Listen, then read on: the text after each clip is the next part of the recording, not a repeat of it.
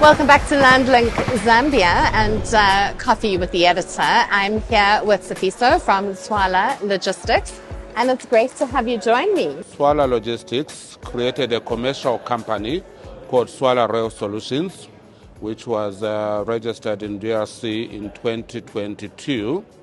And the objective of the company was to operate rail between DRC and Zambia after we got private access from SNCC and also from Zambia Railways. So we procured 4 locomotives from South Africa and 120 wagons. So far, we've received 2 locos and 60 wagons, and we've already started operating between DRC and Ndola. Rail has been underutilized for a long time. The opportunities are there, as we heard from the different speakers during the conference. I think we're actually using about 10% of the exports coming out of DRC, so which means the opportunities are there. The only problem is the infrastructure.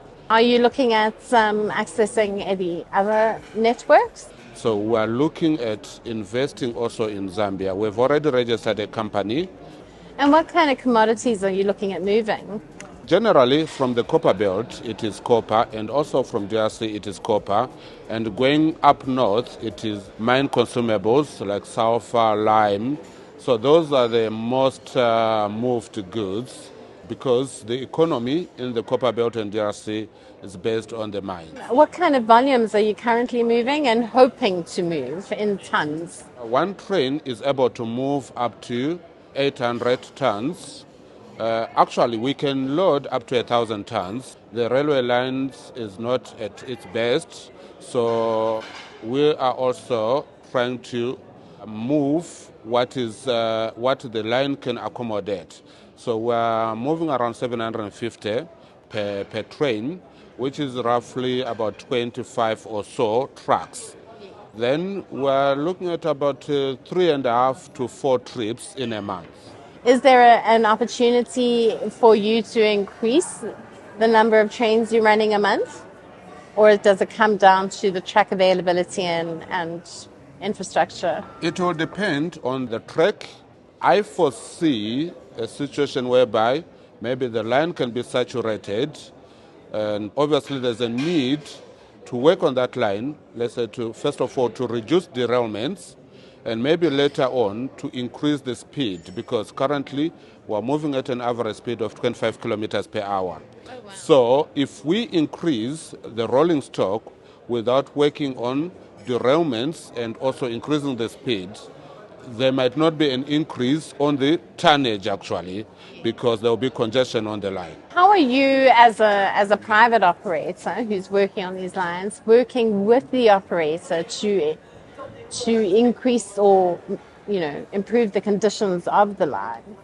Is there an investment aspect that you're going to think about doing? We are trying to engage the network owner, which is SNCC. And first of all, we want to collaborate as the private operators so that we go to the operator owner with one voice to see in what ways we can collaborate, how we can help them. Because as a private player, we have access to funders. So we are able to rope in banks to assist on repairs and maintenance of the tracks. So definitely there's something which we are working on as private players. For the SNCC line, how many private operators are there now? Currently there are about five private operators, but I think there are up to 10 operators who have been given licenses to operate. But those who are currently running were 5. Okay. So would there be like a financial model around that to say, this is the current track condition, this is what needs to be done, this is how much it's going to cost, and us as the private sector are prepared to invest X amount as a collective, and the government, because you've got to pay for the backlog and you've got to pay for the future, efficiency of that line. I mean, is that an opportunity, like where perhaps the government can match that investment or a percentage? It's something which we're actually trying to discuss. Firstly, as the private operators. Then, when we have a position, we will take now that position to the government. So, first of all, we need to sit down as private operators. I know that some players have already been engaging SNCC and the government, but individually. So, we are coming together to say, okay, look, let's go as a block, so that we can also, our voices can be heard. So it's something which is in the pipeline, and I can't say right now how much it can cost and how much we can contribute or how much we need from the banks. So it's something which we can come up with after our internal discussions. And thank you for joining me for this Coffee with the Editor.